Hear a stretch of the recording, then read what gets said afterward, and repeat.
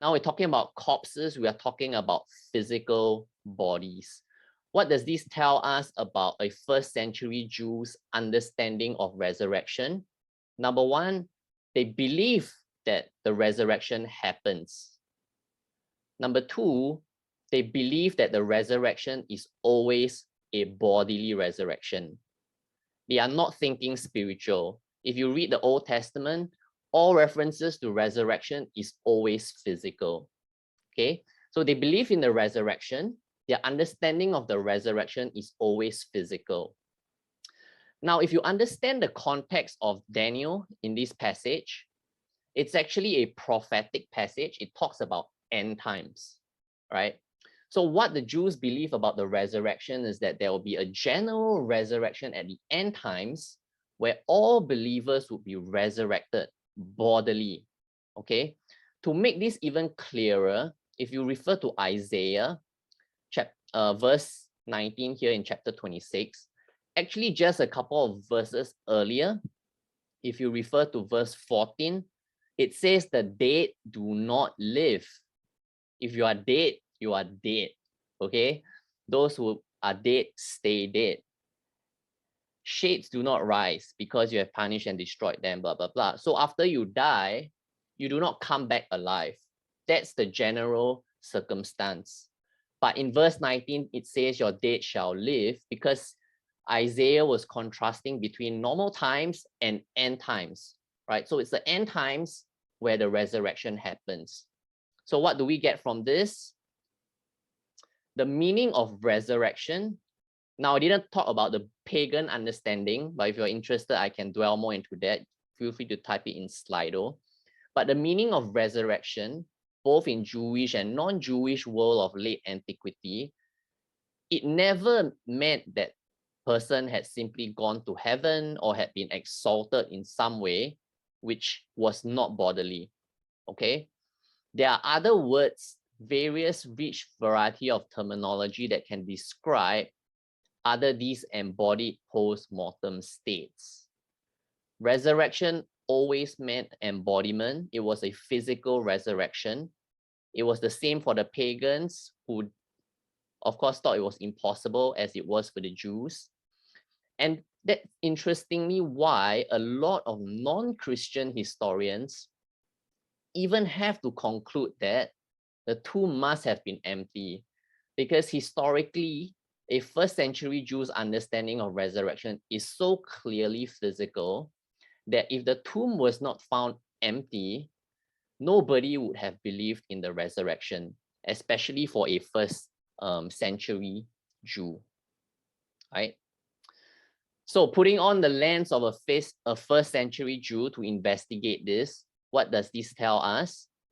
The Jews believe that the resurrection is always bodily. So like I said, we cannot just say that, oh, the resurrection was just a vision. We're just saying that Jesus was spiritually resurrected. Yes, maybe that's how we could understand it today. But for a first century Jew, that was out of the question. The definition was clear, bodily. Secondly, they only expected it to happen during the end times.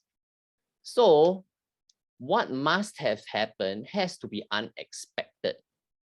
It had to be a bodily resurrection, and it had to happen at a time that they were not expected for them to even consider converting to Christianity, right? So think about that again. Always think about first century Jewish perspective. So I would argue that something significant happened. Now, the next question is, what are the possible events then to explain this rise of early Christianity? Now, I've shown that the rise of early Christianity could not have been a natural man-made development, because if you really put on the first century Jewish lens, how could it be? You already believe in a resurrection. It's not something that is special. A bodily resurrection is something you accept, but you expect it at the end times, right? So if none of those things happened, why would they become a Christian? If the body was still in the tomb, there were no appearances, they would have no reason to want to convert to Christianity, okay? So I would argue that something significant have had to happen. And the two most prominent conditions would be the empty tomb and Jesus's appearance. Or it could have been a set of other alternative theories, right? So now we're trying to think, what are possible sufficient conditions to explain the rise of early Christian belief?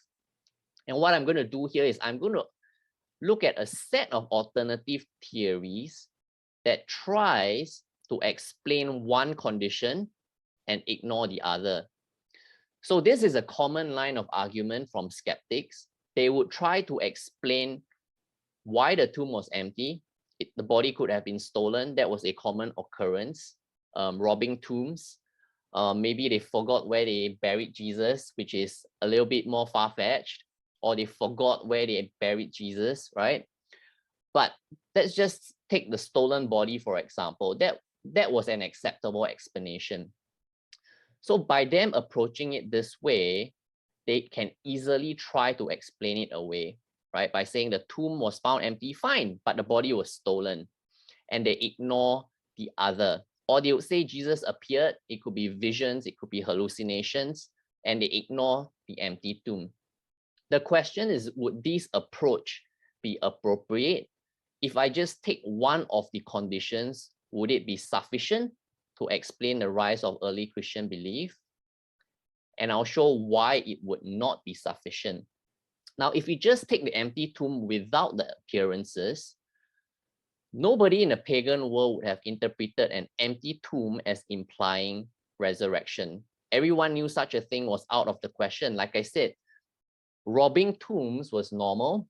Somebody stole the tomb, the disciples stole the body, which was what was the excuse written in the New Testament.